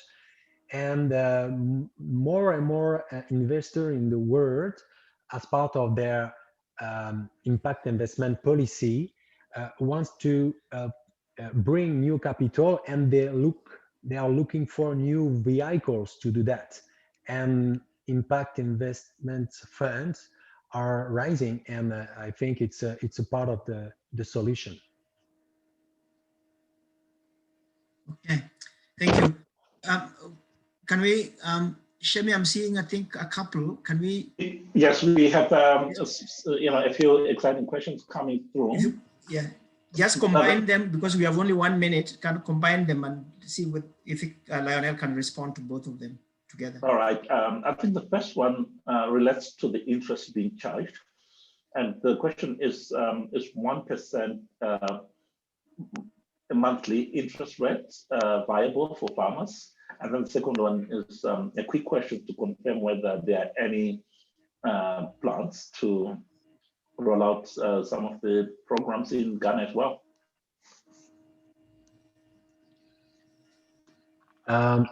So regarding the interest rates, like I said, is pretty low, and you know it's very different according to the country in which you intervene. Of course, it depends on the macroeconomics factors such as the exchange rate, the economic situation of the country, different factors. Difficult to control that. However, our approach is really, after 50 years, we believe that the main action must be focused on the risk mitigation and risk management for the financial institution. And for that, we need to strengthen their capacity to better evaluate the risk, better know the clientele of farmers, because there is a big issue here, and to enable a real dialogue between financial institutions and their ecosystem. After that, we complement this approach by putting in place some financial mechanism. So I talk about the guarantee fund, which is a very proven tool to mitigate risk, but also crop insurance, different things like that, to encourage financial institutions to play their role. And at the end of the day, if you put in place all the tools, you can observe that the interest rates is decreasing. Why? Because the risk is considered as lower than before, and you build a good track, a positive track record, a positive history in the portfolio of the financial institution, which encourage them to continue and to increase their engagement relatively to this sector. So this is what I can say related to the interest rate. Thank you. Thank you so much, Lionel. We are now moving to Jihan's presentation. Jihan is from OCP Africa, and her presentation is promoting and implementing a multi-stakeholder approach to food security in Africa, a case study of AgriBooster. Over to you, Jihan, please. Thank you all. Thank you, Ed. Sorry. And hi all. Very happy and honored to be here to share with you OCP perspective on partnership and specifically in Africa. So my name is Jihan. I'm the head of strategy, partnerships and delivery. I'll give me a few moments just to introduce for those who don't know OCP. Can we move to the next slide? Especially in this context, because OCP has just celebrated the century of existence at the end of the last year. So it's an African leading company in phosphate-based fertilizer production and distribution. Just recently, in 2016, OCP has even increased its commitment to the development of agriculture in Africa by creating OCP Africa. So it's a subsidiary that is fully dedicated to our activities in the continent. And its creation came after the realization that it was very important to be closer to our partners locally, to better understand the needs and to better serve them and also serve the farmers who are our end customers. Next slide, please. Again, as an African company, we consider ourselves as responsible and also having a role to play in the development and the transformation of agriculture in our continent. And we view ourselves as a partner with I hope, very positive impact in the program that we lead, but also in the different projects that we partner with local institutions but also international institutions. Next slide. Again, partnership here is the central theme, but it's also one of our strategic axes. In this slide, you see in a nutshell the definition of our approach. It's a 3-axis driven one. It's an innovation and science based. As a fertilizer producer, R&D and soil characterization and soil mapping are very important. We're also, especially in the context of the African continent, very much human development centered, with a strong focus on farmers that are at the center of everything we do and in a growing number of our programs. And lastly, last but not least, partnership. It is very partnership driven in everything we do. We believe that working in agriculture, working on fertilizer alone is merely enough, and that we need to have good partners around the table that share the same vision for the development of agriculture in Africa. Next slide, please. Here it's just an overview of who are the partners and when we say partners, who are the different partners and the categories of partners that we have in LCP and specifically in the continent. You obviously have all the industrial type, either let it be through JVs or through strategic partnerships that we have, but it's not the only category of partners that are important. We are also seeking partners in other areas that are not core business related. For example, in the seed production, in the crop, in the CPP as well, products, in strong partners also in the research and institute category, where we try to have very close and regular conversations to align the research with the impact that we are seeking on the ground. Local players, let it be governments and ministries of agriculture, are a key stakeholder for us. Because we do believe that the impact of agriculture should be state and government driven, because if we want to have an impact, we also have to prepare the ground from a policy perspective. And also in extension services that are key when we work closely to farmers to increase awareness, but also to support them with decision-making tools that are enablers for him to or her to be able to improve its production on the field. Next slide, please. I'd like here to start a bit our case study. Again, as I said, for OCP, we are very much promoting a multi-stakeholder approach in the development of agriculture in Africa. And as I said, the farmers are at the center of what we do. So we try to work in 2 aspects. One is do what we know how to do best, which is working, and especially for our program, working on the fertilizer aspect, securing a sustainable increase in yield by providing very research-based recommendation, but also working on the investments on the production and logistical assets, and also trying to work on the last mile, but by putting in place distribution hub, let it be directly or indirectly through partners locally. But what we believe is even more important and where we have to provide a comprehensive solution is working on the downstream.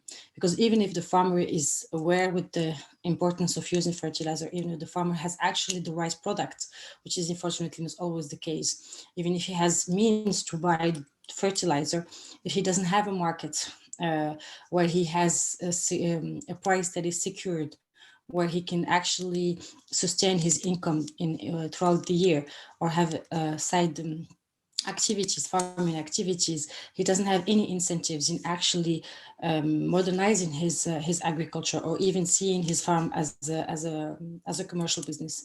So we believe that it's very important to work also on the market linkages and the market structurations, which is a bit further than our core business. And this is where partners are key and important.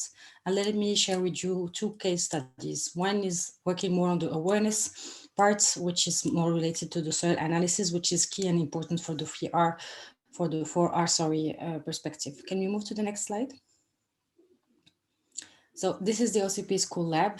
I believe Shemi here is very familiar and well aware of it because it's the first actually flagship program of OCP Africa from a farmer-centric program approach. As you can see in the picture, it's a truck, small trucks that are embedded with the lab, and it's also a mobile school. So we've tried and managed to bring the latest technology in soil analysis with spectral technology. We've managed to have strong partnerships with soil analysis service providers to calibrate certain countries that weren't calibrated before, for example, Cote d'Ivoire, Nigeria, and Ghana, and even Senegal.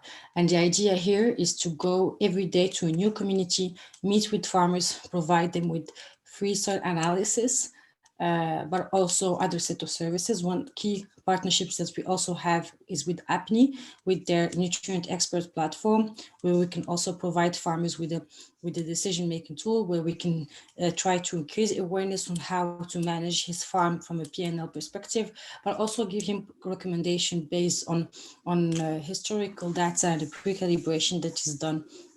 So this is a set of tools that we believe are important for the farmer. So we've tried to have and to build strong partnership with research institutions, but not only the international one that I cited, but also the local ones, because it's when we work and we talk about fertilizer recommendation or even calibration, we have to work closely with the ministries of agriculture and the local research institute, the CNRA, for example, or the ISRA for the Senegal. And thanks, this program was in 2016. And it was growing slowly because we had to have a proof of concept, and we had to also raise awareness on and also goodwill related to the spectral technology because it was new and nascent. But since the beginning, we've managed to reach out to more than 400,000 farmers across 8 countries. Now we have 15 mobile labs that are really going to the different farming communities on a very regular basis to provide specific recommendation. So this is a successful partnership-based program that is I believe, one example that we can also be used in other set of activities. That is something similar to the soil analysis, for example. Can we move to the next slide? Here, just in a nutshell, the different type and typology of the partnership framework that we have tried to put in place. There is a complexity, let's be honest, in having such a diverse set of partners. And there is also a role to play in structuring this, and it hasn't always been easy. So we also have with our partners a learning experience on how to build a trust relationship, and also how to have processes and documentation and contract framework that are now quite, let's say, la machine est rodée. So we now understand how to do this in a smooth way, and our partners as well. So just to sensitize in the fact that building a partnerships takes time. But when it does work, it's not only with high impacts, but it's also more sustainable because more people are involved. And in this example, we also managed to raise funding from international financing institutions who are willing to invest in the mobile laboratories, technologies for the benefit for the different states where we're working. Next slide, please. I'm gonna now move to another type of partnership-based program. It's our second flagship program. It's the AgriBooster. With the OCP School Lab, we're all really working on the awareness parts.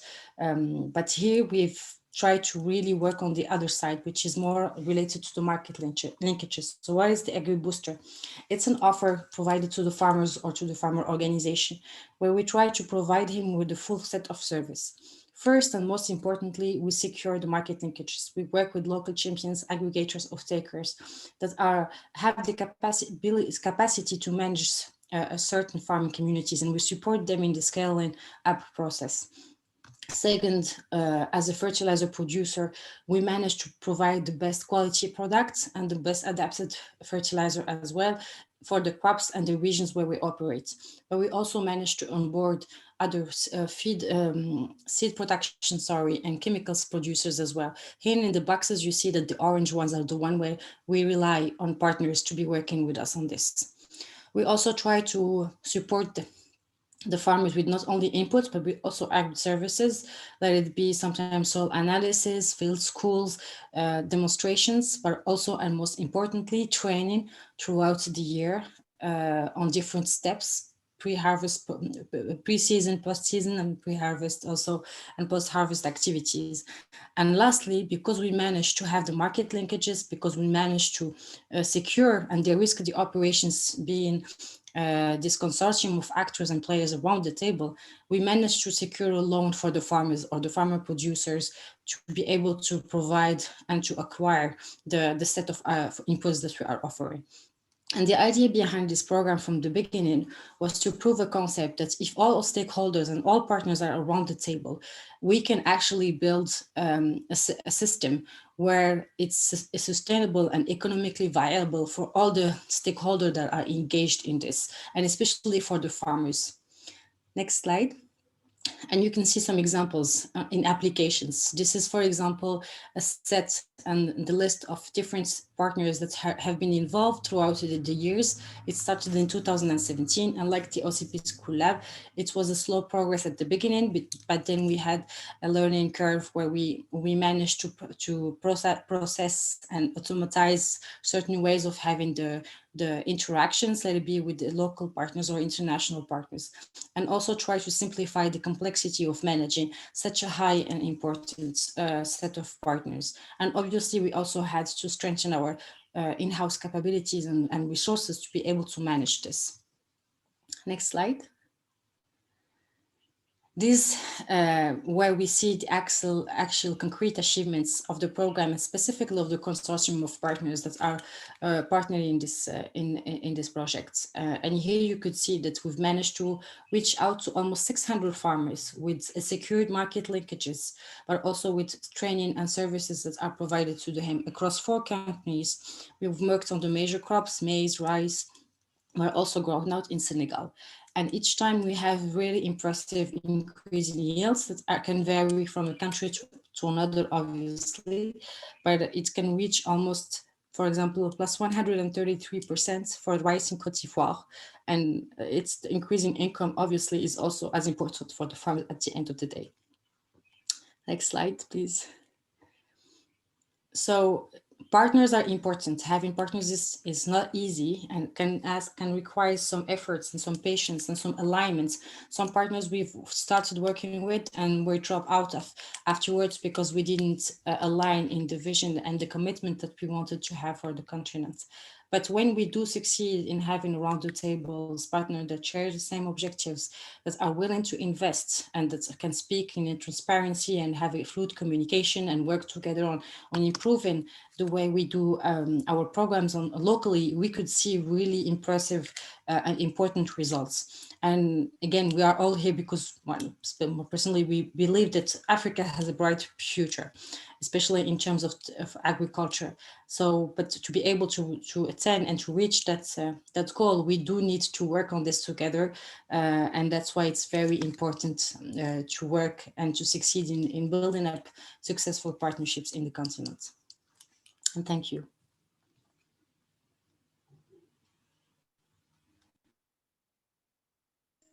Thank you so much, Jihan. Thank you.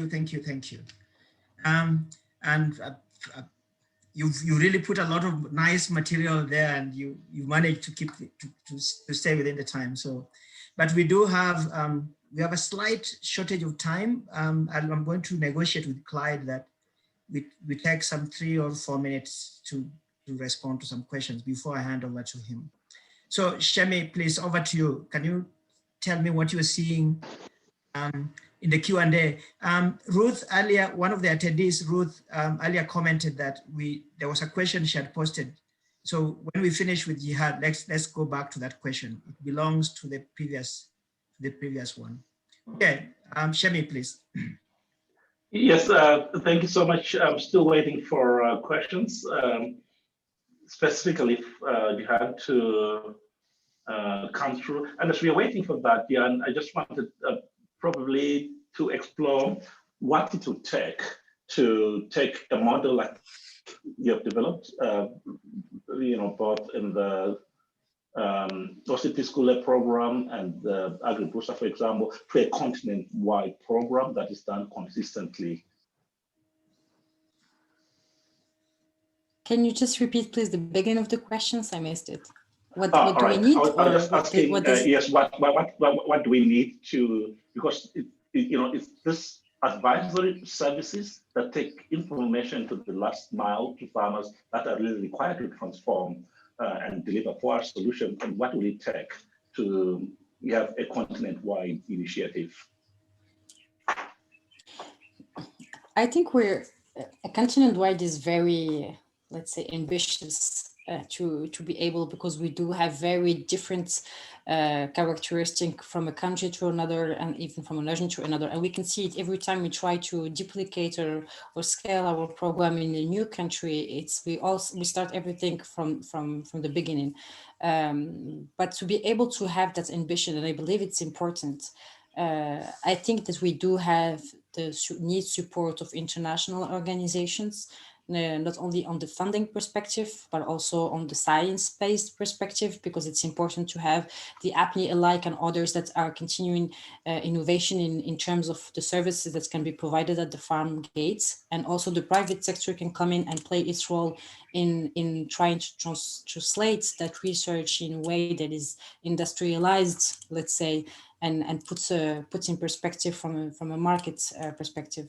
And lastly, if we talk about continent-wide, the African Union may have a strong role to play, but I do believe that it's something that is possible if the program, and which is key, needs to answer a need that is continent-wide accepted, and yeah. So this is what I can say. So Gian, I want to jump in here because I think Shemi's question was too big. Let me make it slightly smaller. You talked about 600 or so farmers. So when I ask a question, I mean, 600 sounds big, but I mean, Africa is so huge. So what will it take to talk about millions rather than a few hundreds? Probably not all countries, probably not the whole of Africa, but just numbers. What will it take to scale it to that level? That's our objective. We now, from the beginning, we have reached out to 1 million farmer, and we plan to reach 12 million farmer by 2024. To be able to do so, again, it's impossible to do it alone. We've tried to have strategic partnership with the financial institutions. We've just landed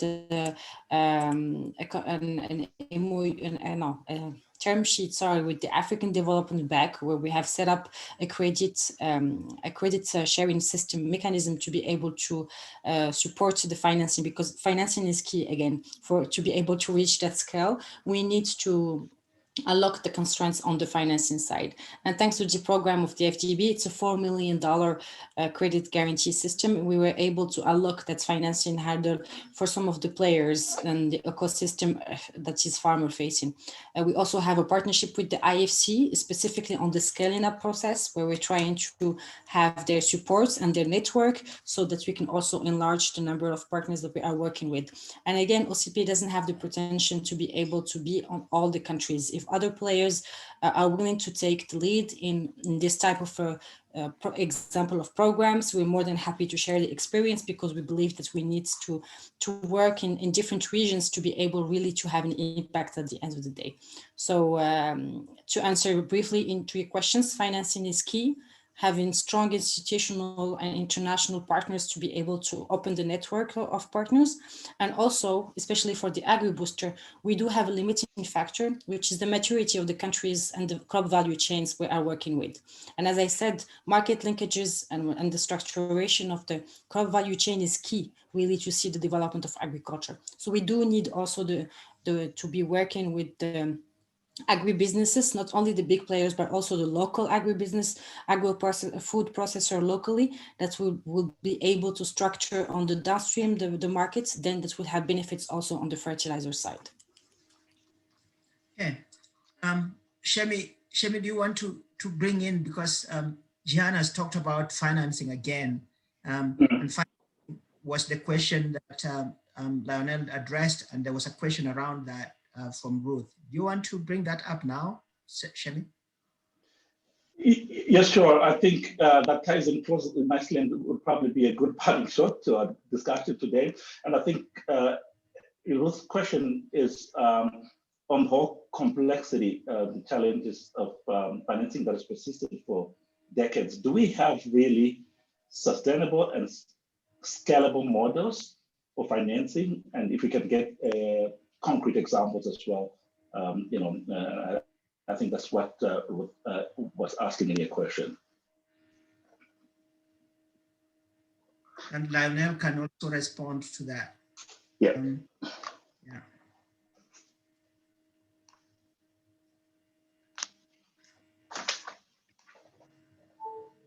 Hello. Lionel, are you still there? I think he's on mute. Yeah. I think it's probably muted. Sorry, I have some connection problem because I just moved to Montreal and my internet connection is not very good. Sorry, could you repeat? Yes, the question is about how we can effectively solve the hurdle of financial instruments that can work for the farmers. This is a persistent problem, and what really works, and do we have good models or case examples that we could make reference to as we think about how to resolve this long-standing problem? Oh, yes, it's a huge question. Yes, we have some good example and good practices in terms of financial instruments. For instance, we have a project currently in Mali, which is the purpose is to strengthen the microfinance sectors while strengthening the capacity of the power to act of smallholders and particularly women in the field. So I think what we have to maybe to have in mind regarding access to finance is not just a question of financial mechanism, of interest rate or whatever. If you want the things right and make it possible for the people, it's to maybe act at two levels: financial institution and population, and farmers and smallholders. Why? Because the access to finance is good, but it's not enough. You have to increase also the use of these financial products and services properly by population, and second, to reinforce the control on it. And here you face two socio-economic barriers that's often prevent this population to benefit from these financial services. So I would say that it's a systemic approach we have to put in place with partners in the field, and to take into account, of course, the financial elements, but also the socio-economic and cultural factors that play a big role. So I don't know if my answer exactly, but I think it's what we have to have in mind. That's why we all around the table, we have to work together. When I hear UPADI, when I hear OCP Group and other speakers, I deeply believe that we have to work together at the international level, but also at the local level. And that's I think what gather all about the table. Thank you very much. Thank you. We unfortunately need to move towards closing the meeting, and I'm sorry if the answers that we haven't explored everything, but I would like to hand it over to Clyde to make the final remarks as we move towards closure. Thanks very much, Ed. It was an excellent session today. I thought there was tremendous insight provided on the whole issue of partnership. And All the presentations, of course, will be up on our website. We had some, if you want to find out more about the 4R Solution Project, please go to our website, which is 4rsolution.org, and we will provide answers to all of the questions put forward by the participants today. So if your question wasn't answered directly during the session, you will find an answer on our website following the meeting in the days ahead. This concludes the 8th and final session in our Canada-Africa webinar series. I want to thank everyone who's been a part of this project, from all of the participants and the speakers, Shami Zinguri, Tom Brosima, Ed Reggae, and Mero Tenuta, and also University of Mohammed VI, the team there, and APNI, and many, many others who have made this whole session possible. We'd certainly like to hear from any of the participants about their thoughts on the whole webinar series. We experimented a fair bit in this project given COVID-19, and we've certainly found it interesting. So I think that's everything I wanted to say, except that I've certainly enjoyed being a part of this whole session, and hopefully in some small ways we've been able to advance the cause of closer academic and partnership between Canada and Africa to achieve the aims of assisting smallholder farmers improve their lot in life and knowledge and access to resources. So I think that's everything. Ed, did you want to provide a final word as well? No, I just wanted to actually, you've covered the key points. I wanted to thank the audience that we have today on behalf of the audiences we've had, the attendees we have had over the several months. This has been a very interesting engagement. The level of discussion has been really at a great level, and I also really think that the choice of the thematic areas has been really spot on in terms of what is needed to be covered. I know that like everybody else, we are regretting the fact that we were not able to actually meet face to face in order to meet the other important angle of networking, only part of which we can achieve online. But I'm hopeful that things will change over time. And just to express that I've enjoyed this series of webinars. And thank you very, very much to all the partners involved in the project. Shemi, Clyde, yourself, Labonia, Tom, and the others who are not on this call. Thank you so much, and God bless you. And my last and very, very final comment would be to give my special thanks to Labonia Nirjan, who really did all of the heavy lifting to organize these sessions and keep all the presenters in line. So thanks very much, Labonia. And my colleague Sheba, I know you are on the call. Thank you very much for your support. Really appreciate it. Yeah. All right. Okay, well, that's it, but there will be more to come. We don't know exactly what that will be, but please stay tuned. All right. Thanks a lot. Thank you. Bye. Stay blessed. Thank you. Bye-bye. Bye. Bye.